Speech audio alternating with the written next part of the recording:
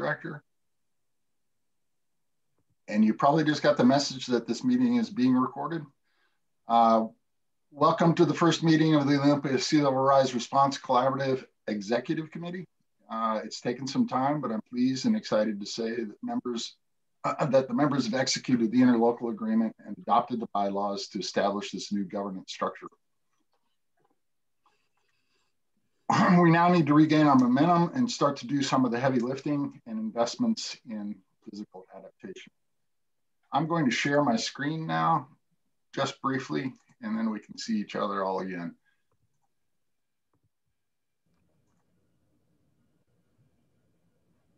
You see that?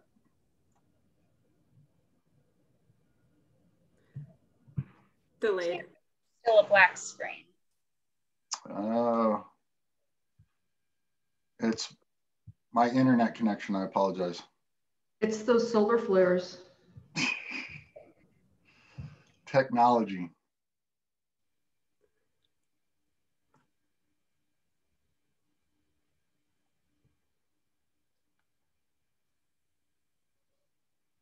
Still not showing? Nope.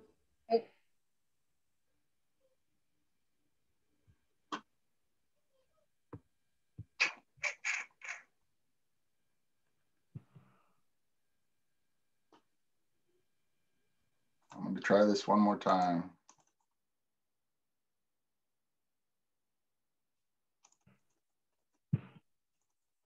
I can't even stop sharing now.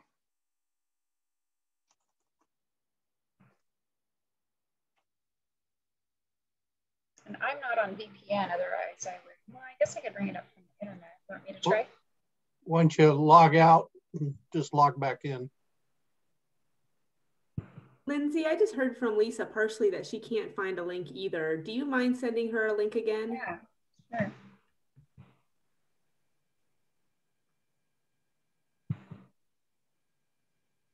Okay.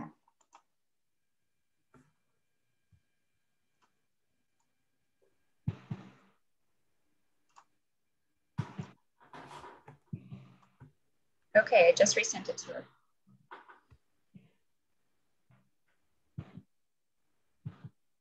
Any luck? Yeah. Hey, there you go. Okay. Am I on the first page or the? Yeah, I'm on the first page. Okay, thanks. I'll advance that.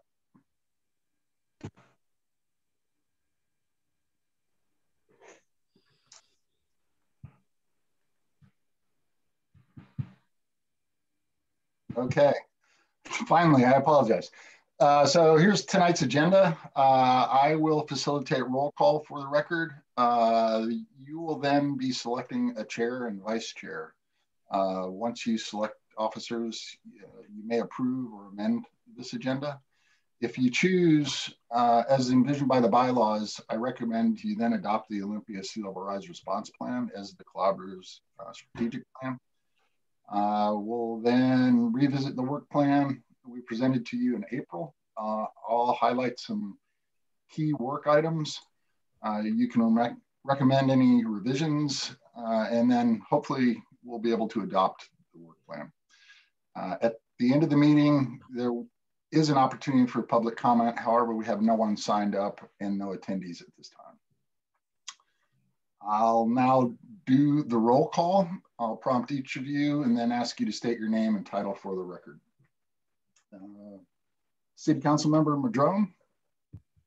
I'm Danny Madrone with the Olympia City Council. Port Commissioner Zeta. EJ Zeta, Port of Olympia Commissioner. Lot Clean Water Alliance Board Member Pete Kmet. Hi, Pete Kmet, and I'm representing Lot tonight. And staff, as I mentioned, I am Eric Christensen, the City of Olympia Water Resources Director. Lisa, would you like to introduce yourself? Lisa Dennis Perez, Environmental Planning and Communications Director for Lot. Sam. Sam Gibbity, Executive Director, Port of Olympia. And Rich. Good evening, everyone. Rich Foy, City of Olympia Public Works Director. And Lindsay. Lindsay Marquez, City of Olympia Water Resources. And for the record, Pamela Braff is on the meeting as an attendee, so she can hear us. And I don't see Councilmember Parsley yet. She Okay. told me that she didn't receive a resent link yet. She still hasn't, huh? Oh, those solar flares. The other, she could try going in as an attendee, and we could upgrade her to a panelist.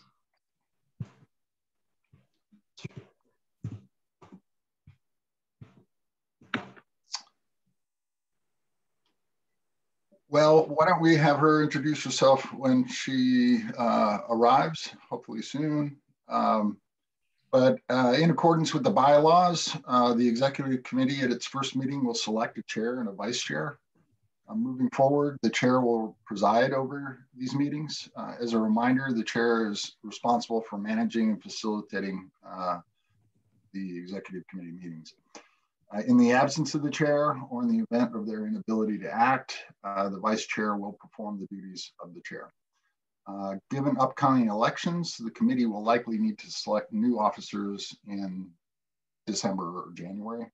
I ask that you now select a chair and vice chair. Are there any nominations or volunteers?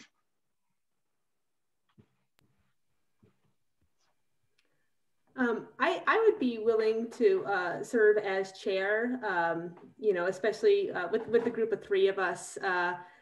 Two of us will be leaving elected office at the end of the year. So, you know, I'd like to put my hat in there as somebody who could stay on after that.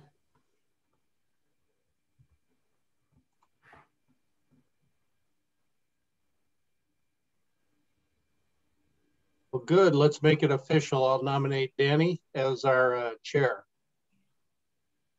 I'll second that.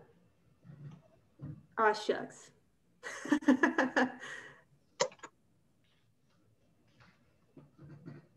I'm willing to serve as vice chair. I'll nominate EJ Zeta for vice chair.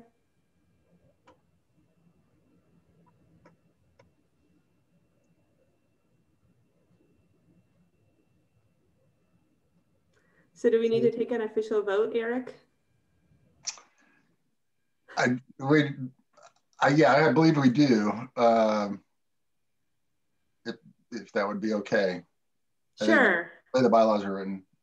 Okay, well, I guess it's just a bit awkward because we don't have a formal chair yet. I'm sorry, I see. So you're waiting for me. And so we've had a nomination for City Council Member Madrone as the chair and Commissioner Zeta as the vice chair. All those in favor say aye. Aye. Aye. Aye. Okay, well, we now have a new chair and vice chair. Something's accomplished. I'm happy to hear it. So Chair Madrone, you can conduct the meeting from here. You may approve the agenda or amend it as needed.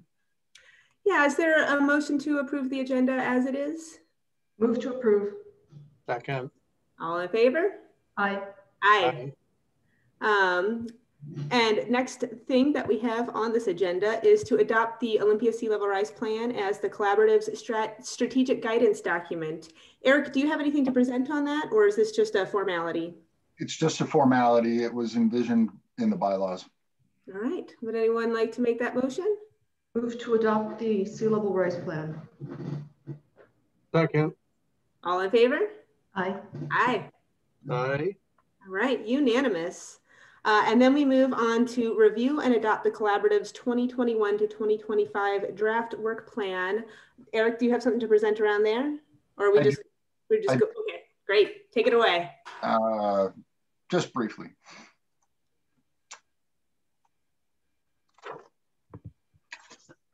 Please let me know when you're able to see my screen. And I'll mention real quick, I see that Lisa Parsley has joined us. So if Lisa, if you wanted to introduce yourself real quick, you're welcome to. I'm Lisa Parsley, Olympia City Council, and I'm the alternate from Olympia. What did I miss? I'm the chair. Zita's vice chair. Awesome. That's good. That's all you missed. We formally adopted the plan, and now we're going into our work plan for 2021 and 2025. And Eric is going to present. And Eric, we can see your screen, so go ahead and take it away. Okay, great. Thank you. As you'll recall, in April, we presented you with 2 work plans. The first was a 5-year work plan for staff. It was based on near-term strategies identified in Table 11 of the Olympia Sea Level Rise Response Plan, and some physical strategies or flood protection projects that may be eligible for near-term funding opportunities. The second was a 2-year work plan with focus on work items that staff will need the executive committee's input on. Staff are looking for your guidance and prioritization of strategies and work items. The work plan prioritizes work toward physical, informational, operational, and governance strategies. The plan identifies physical strategies to protect downtown, the Bud Inlet treatment plant, and the Port Marine Terminal from flooding. We've not constructed any major physical strategies to date, but we have not been sitting still. We've installed 21 tide gates on outfalls to Bud Inlet and Capitol Lake to prevent water from backflowing up storm drain pipes and flooding low-lying areas of downtown. It's made a noticeable difference in flooding in low-lying areas during king tides. I don't know if anyone's had the opportunity to observe that. The Department of Enterprise, the Washington State Department of Enterprise Services, and the city and the Lot Clean Water Alliance have also been coordinating on emergency response planning around downtown flooding. We do this typically annually in October and November. We also continue to maintain the Sea Level Rise website on the city's website and perform public outreach. That can be ramped up starting with the documentary video series Bill Lang presented to you at the last meeting. By the way, you may each be asked to participate in those videos, so we will be reaching out to you. Each of the members is integrating Sea Level Rise into their planning processes as plans are developed or updated. And the city and Lot are working to rehabilitate the 48-inch diameter tide gate at the Fiddlehead Marina. Any questions on that? Zita, go ahead. Thanks for that summary, Eric. You mentioned that the city of Olympia, Lot, and DES are cooperating on emergency response planning. It seems like the port should be cooperating on that too. So I'd like to suggest that the port be part of that. I'll bring that to the commission and suggest that. Thank you. I'll make a note of that. This is something that's typically coordinated by the Department of Enterprise Services, and I'll send them a note. Most of the work is focused around Capitol Lake and the dam and trying to protect the combined sewer system. So it hasn't been focused in the Port Peninsula area, but I think it would be a good idea to have someone from Port represented there, just to get an idea of what the plans are. I think you're right. It would be a good idea, especially since the Sea Level Rise Plan identifies the port area as the first and most vulnerable area. Okay, will do. Thank you, Eric. Go ahead, Pete. I have a question. Eric, you mentioned that 26 tide gates or 21 tide gates have been installed downtown. The work plan indicates that all but one have been installed. Is that true now? Are we almost done with that task? That's true. We have the Fiddlehead tide gate rehabilitation. That's the large outlet or outfall from or secondary bypass for Bud Inlet treatment plant. And that bypass is only activated if the flows are so great that they can't be handled by the main discharge pipe. Is that valved off currently so that there wouldn't be an issue under most circumstances, except when it was open to be used? Is that? That's more or less the case. The existing tide gate, when it was inspected last, was found that the seats that seal the tide gate, one of them had fallen out, and they went ahead and took all of the seats out, which made it better than having only one of them missing. But we're in the process of designing a completely new tide gate at that location. City of Olympia stormwater also goes out that outfall, and there are redundant tide gates on those systems. Okay. So that was the other, I guess, the other question I had. So then one of the near-term strategies was to protect the inlets on the peninsula from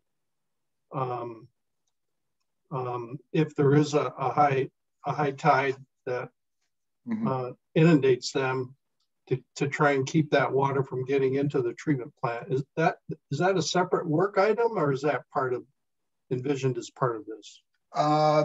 There are, as I recall, there are 3 tide gates on the Port Marine terminal property that were slated to have tide gates installed. Those are separate work items at the bottom of the staff work plan, and they've identified those as future work. They are not connected hydraulically to the combined sewer system.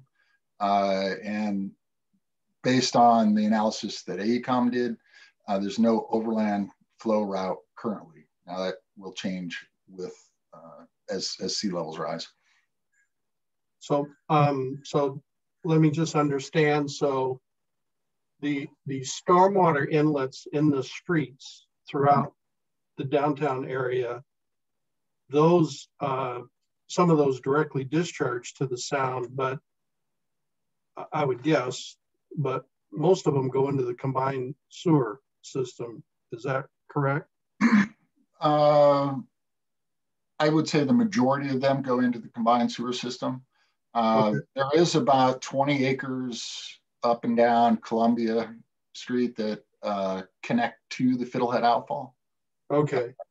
And they are separated. If lot uses that bypass, it can't be discharged back into the storm drainage system because there's tide gates between the outfall and our storm system. And then there's a separate larger tide gate at the end of that outfall, so water can't go back into the treatment plant. Okay. Well, then I guess my question is for the inlets that do drain to the combined sewer system, what's the status of preventing saltwater from getting into those inlets? We know which catch basins or storm drains will be the most vulnerable and which will be vulnerable first. We've identified that and built maps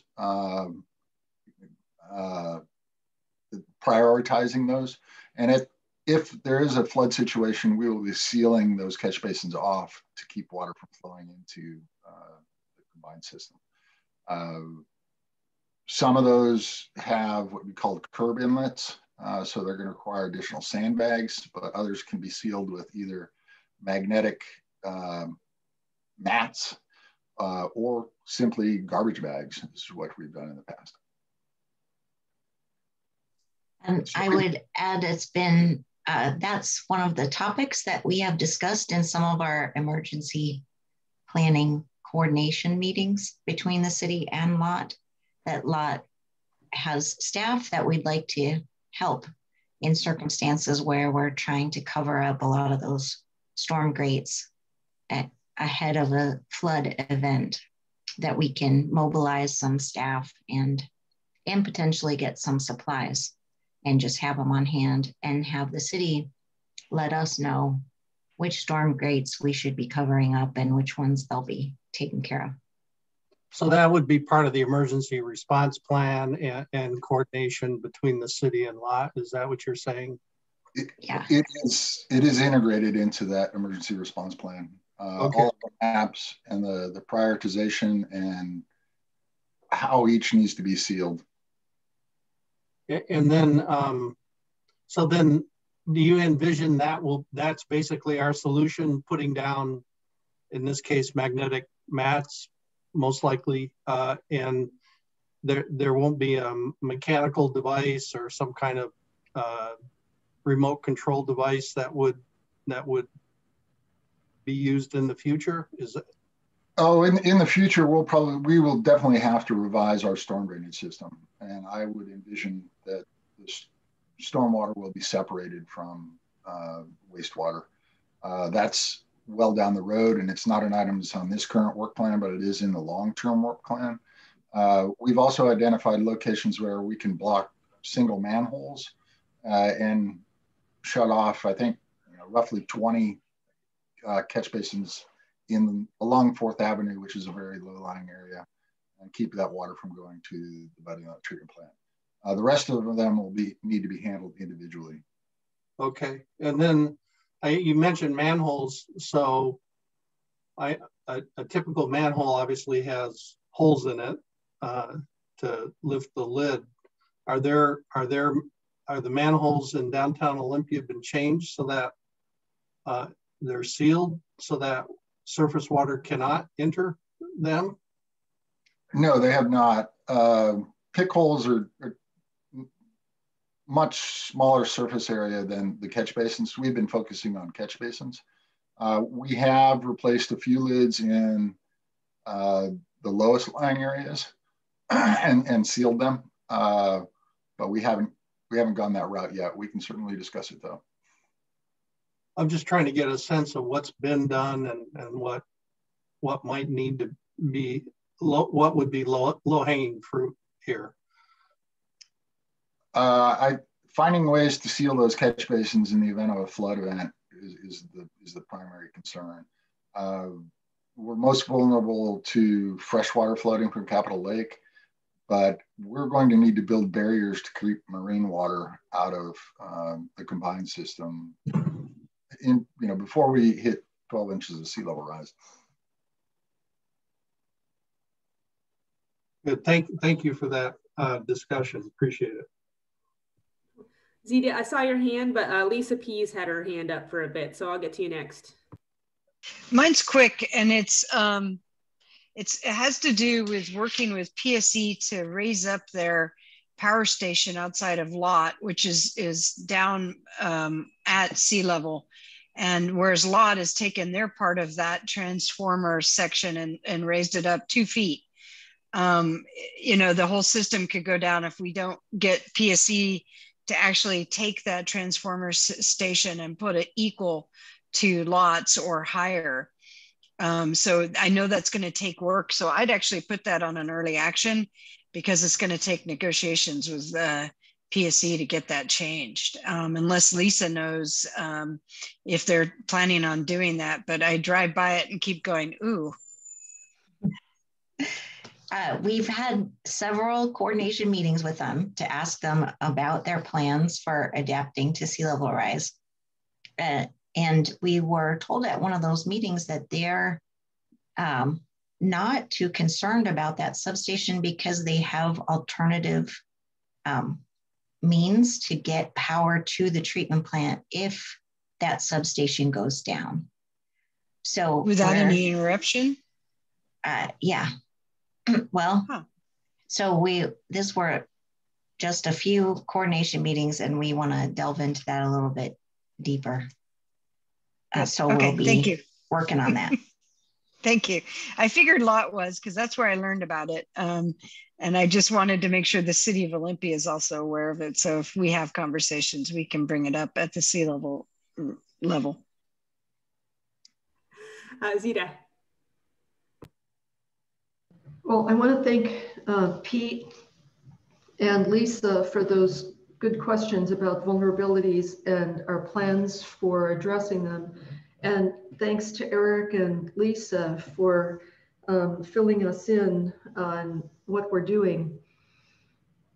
Both of those concerns about vulnerabilities connect to two of our short-term early action strategies, and that is to get funding and to do planning. You probably remember that last fall, we wrote a draft grant proposal to FEMA with some ideas for planning and funding. And it looks like it's on our docket to resume that process in the short term. Is that right, Eric? That is right. And I've advanced to the next slide. I can probably hit that now. Great, thank you. Okay. So the next, what we see as key early action strategies that haven't been pursued to date are installing a tide gauge at the Port Marine Terminal. We've looked at a few options there. It's very modest investment, probably $5,000 to $10,000 to get that established.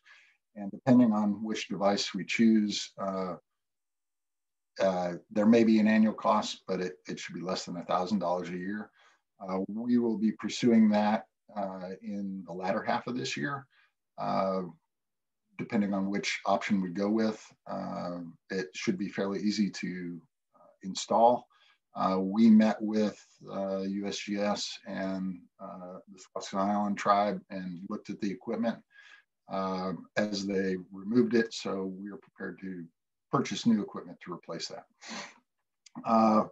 We also need to perform a land subsidence survey, something called interferometric synthetic aperture radar.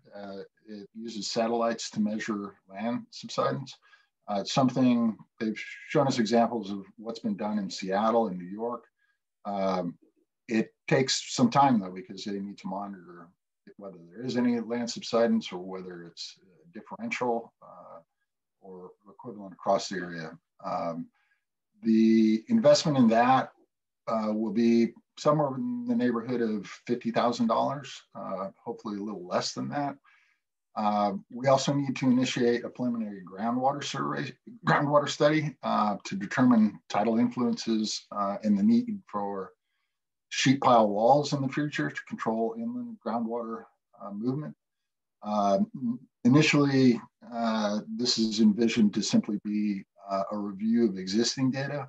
There's a lot of data from the Cascade Pole site.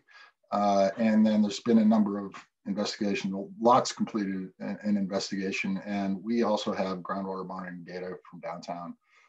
We envision, depending on the scope, we estimate the cost of this to be between $50,000 and $75,000. We also need to start conversations with FEMA and the Corps of Engineers regarding the proposed physical adaptation strategies, so we can determine which will be eligible for funding and what roles those agencies can or need to play. We also need to understand the full implications of FEMA accreditation on how we build those physical strategies. One high priority, as Commissioner Zita indicated, is to identify state and federal funding opportunities.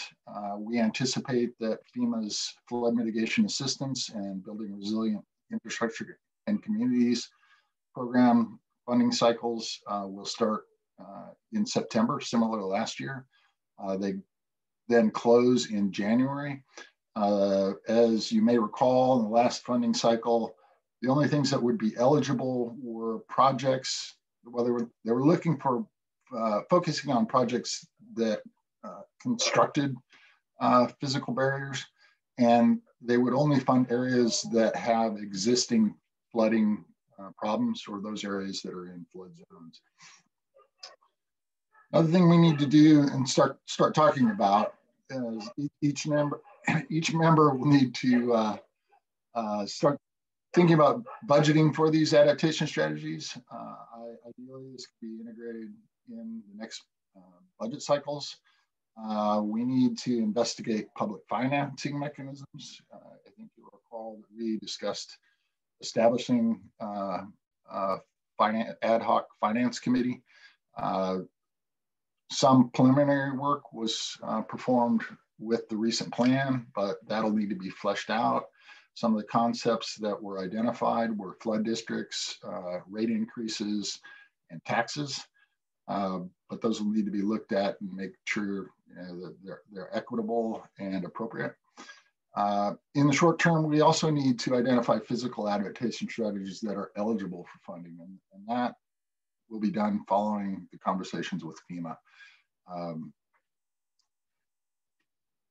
One of our, as I mentioned, where we're most vulnerable from flooding is from Capitol Lake. And of course, the environmental impact statement is about to be issued draft.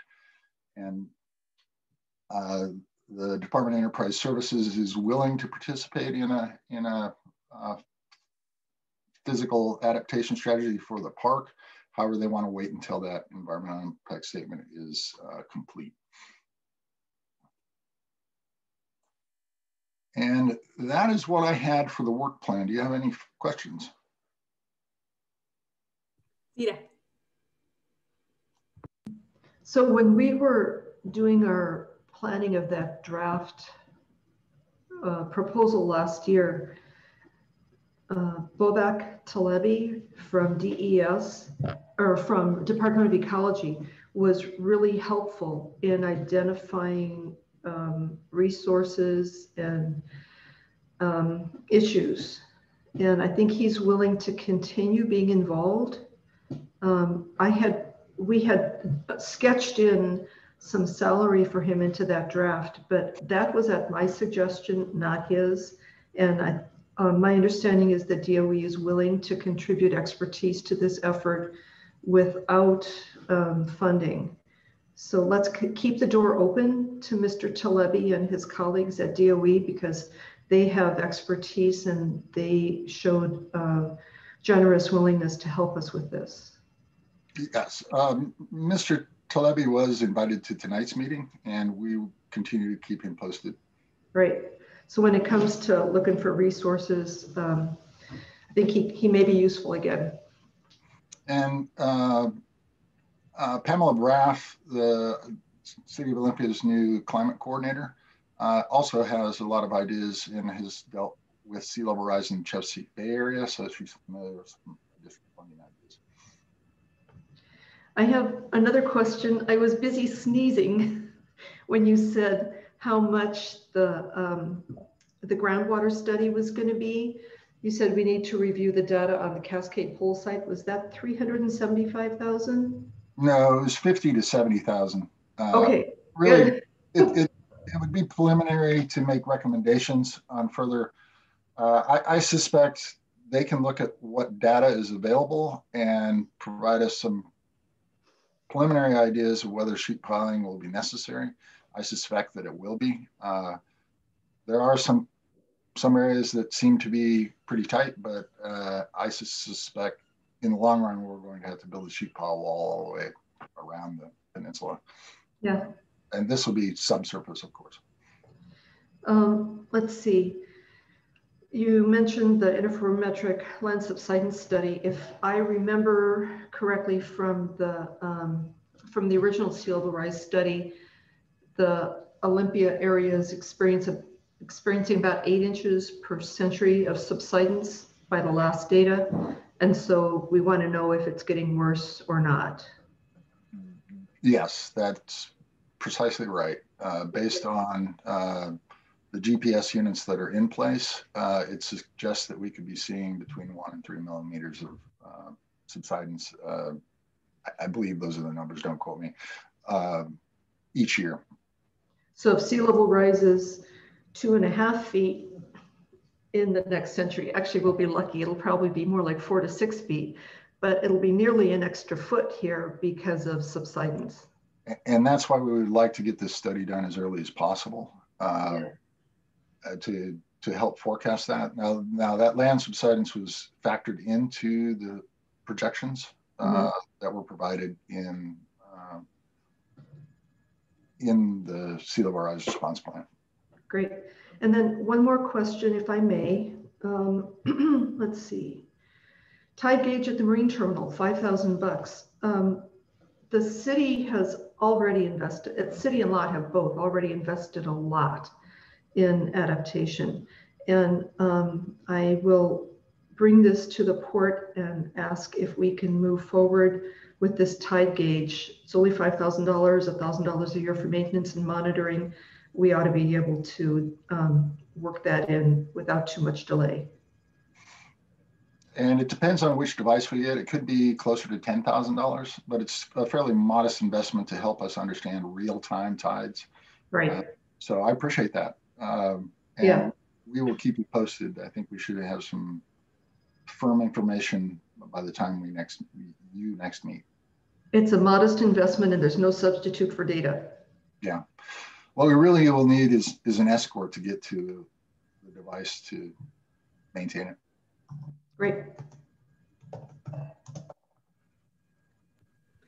there anything else on this topic, Eric or Pete? Are you speaking? You're muted.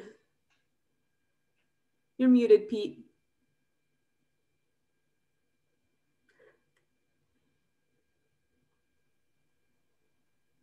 Sorry about that. On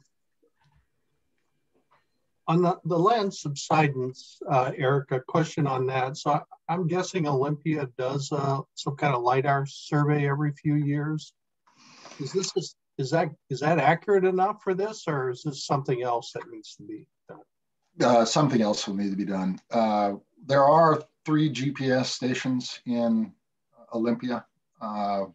One's up on Tumwater Hill, one's on top of the City Hall, and another is at one of the engineering firms. They all indicate that there's some level of land subsidence. I think Tumwater Hill is the least, probably because it's basically bedrock.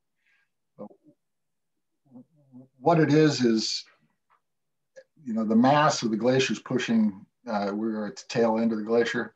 When it receded, that wave is kind of receding. Just takes a lot more time than the glacier did. And so what would this survey involve? I'm sorry. I know I heard your question. I didn't answer. It would involve hiring a firm that specializes. They've got a series of satellites that they can vector and do high resolution vertical movement analyses. They've provided us with results of what they did for Seattle and New York City, and I think the port areas. And it's very cost effective and isn't going to take near as much work as what we had originally envisioned of setting up a geodetic array downtown. Okay, that's helpful. So our staff, is it staff recommendation that these costs, sort of these common costs, particularly the tide gauge, the subsidence, and the groundwater study, those all be shared costs between the 3 entities? Is that what we're anticipating here? I would hope so. I think we need to bring you firmer costs and then find out what is a pro rata share that's appropriate. And we can have that discussion at future meetings. That's my intent. To be clear, well, oh, I'm sorry. Yeah, I mean, these in the scheme of things, these are relatively modest costs per lot. So, you know, I think it's just a matter of letting us know how much it is. We do have some money, I believe, set aside, Lisa, if I recall. So we should be able to participate in helping move these forward. I don't know about the other entities, but anyway. And the city budgets annually for sea level rise response. I just bring these numbers to you now to give you an idea of what it could cost, so you can start thinking about that in your budgeting processes. I think the city and lot have been better at setting money aside and contributing to adaptations to date. And the port has indicated a willingness to consider this moving forward. We need to step up.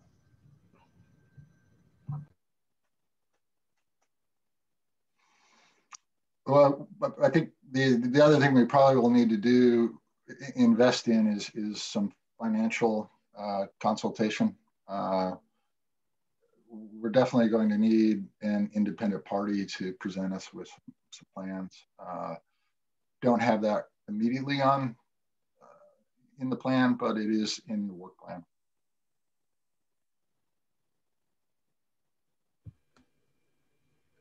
Pete, did you have any other questions? No, I'm good. Okay. Okay. And I don't have any questions. Zita, do you have anything else? Does anyone have any suggested revisions to the work plan? Go ahead, Zita. On page 7, there's 3 items, midterm strategies for the port. Port 2, Port 3, and Port 4. Port 4 says evaluate the feasibility and phased raising of shipping berths and so forth incrementally. That makes sense. Port 2 says elevate low-lying shoreline segments and so forth. I don't know if this is direct. I should have checked to see if this is direct language from the original report, but it might make more sense to say in Port 2, use the same language as in Port 4. Instead of saying elevate, say evaluate feasibility and phased raising. What do you think, Eric? I think we can make that happen. We're going to need to evaluate it first anyway. I think those were envisioned or were deemed necessary, a decade out, more or less. But we'll definitely need to do some evaluation before then.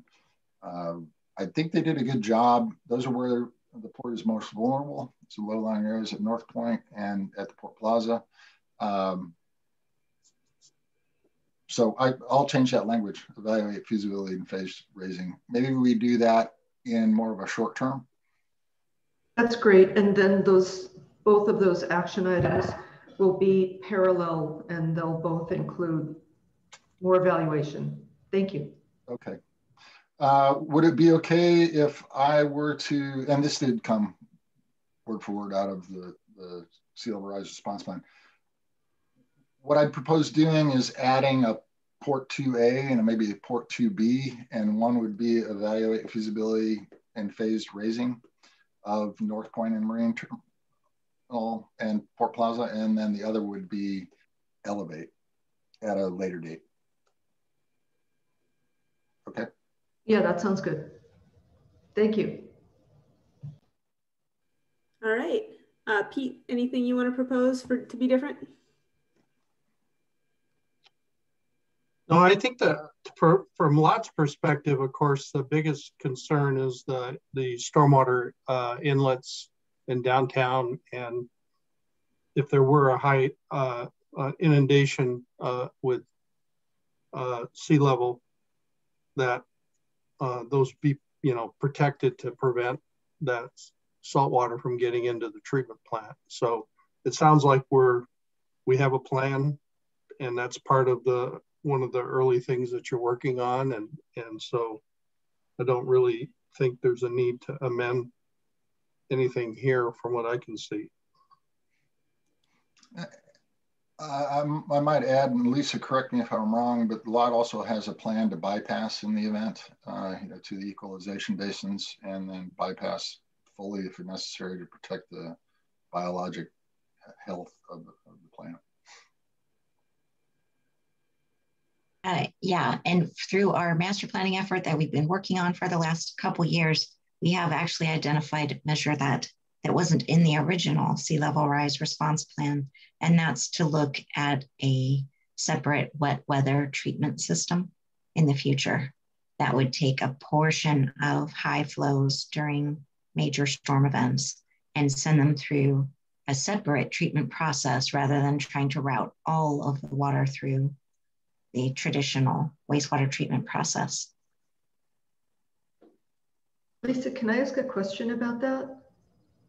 Would that be upland? We're looking at the site that we own on Washington Street, where we just demolished the old Fish and Wildlife building. That parcel would house the wet weather treatment system, but we need to identify another parcel a little further up in the collection system to be able to have a pumping station to separate the flows before they enter the treatment plant.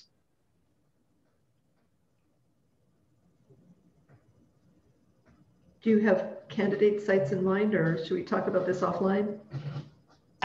Well, they would be sites downtown, very close to the treatment plant. And I think there are a few candidates in mind, but I don't know off the top of my head what locations those are. Well, let us know if we can help. All right, thanks. Eric, are you looking for a vote to formally adopt this work plan? Yes, please. If you feel it's you're ready to approve it, you'll be giving us our marching orders. Okay, great. So would anyone like to make a motion to adopt the collaborative's 2021 to 2025 draft work plan as discussed? Yes, I move to adopt the let's see, let me get the name right. I move to adopt the 2021 draft work plan as discussed and amended. All right. Would you like to second, Pete? I will second that. All in favor? Aye. Aye. Excellent. Congratulations, Eric. This is a big step. We've got a collaborative and a work plan and officers, so that's great. We don't have a next meeting date for you, but we will keep you posted. I anticipate that we will want to meet either in August or September to discuss potential funding opportunities and potential projects associated with those. And then give you some updates, maybe even before then, on the tide gauge and some of the other work, get you some program numbers. And let me just do a quick poll here. Since things are going back to in-person, is there a preference, Zita or Pete, in terms of continuing with Zoom from the comfort of our homes or hanging out in person? I may need to participate via Zoom. I've got, my family situation is, it's a little complicated right now. Okay, all right. That works for me. I just wanted to put it out there since these discussions are happening so we don't have to figure it out via email. Does that work for you? Yeah, Pete? I would say they're really, depends on if there's something physical we need to look at, be it plans or physical, something in the field. That would be a good reason for meeting in person. But I'm okay with saving a parking fee for downtown Olympia. And we'll contribute a little bit less to sea level rise if we don't drive down there. That's true. But under the governor's order, if he changes the public meetings, does that mean we have to still have in person? I can't remember the interpretation of where we go from here with that. I have no idea, but I'm very happy to check in with our city's attorney because I know he's been following that very closely. Well, what I gathered from the presentation by the telecommute expert at TRPC's last meeting was that they're using this wherever they can as an opportunity to help meet carbon mitigation goals and help meet agencies' goals to incentivize telecommuting. It's something that agencies in the state have been trying to incentivize for a long time, and COVID's provided that opportunity. And we have been looking at that, and I believe there is opportunity to continue the virtual meetings, but you also need to provide some in-person way for folks to view the meeting. So we could set up a location either at lot or the port or the city where we Zoom the meeting in for folks who might want to attend. Yeah, and Lisa, so it's a little bit uncertain what the governor is going to do. That expires next week on that. Right now, it's currently that you have to have some place where they can listen and not necessarily be able to view it. But it's still uncertain if there's going to be a change or an extension of the emergency requirements that allow us to change that part of the OPMA or behave differently. So it's still kind of up in the air. We're tracking it really closely here too, and you know, we're planning on having at least a speakerphone available, but yeah, it's still a whole lot of uncertainty right now. All right, to be determined then. We'll just cross our fingers around all that. All right, next item on our agenda is public comment. And Eric, do people sign up in advance, or do we just have them raise hands, or how does it usually work here? I don't remember. They do. We asked them to sign up. We had no one sign up. We have one attendee, and that is the city's climate coordinator. Okay. And can I make a request in our future agendas that we just change the word citizens to resident, in case we have a resident who is not a citizen who takes an interest in sea level rise and wants to feel welcome here? I apologize. Duly noted. Yep, it's all over the place. So I just note it when I see it, because it's just a process to change language over time. So I appreciate that. And that's it for our agenda. There's no good of the order written in there, but I'll leave it open in case there are any final comments from anybody. I just want to thank staff for your terrific work in preparing these agreements and for facilitating and organizing the meetings. You're doing terrific work. Thank you. All right. I second that. All right. Well, everybody, we'll see you in a couple of months. This meeting is adjourned. My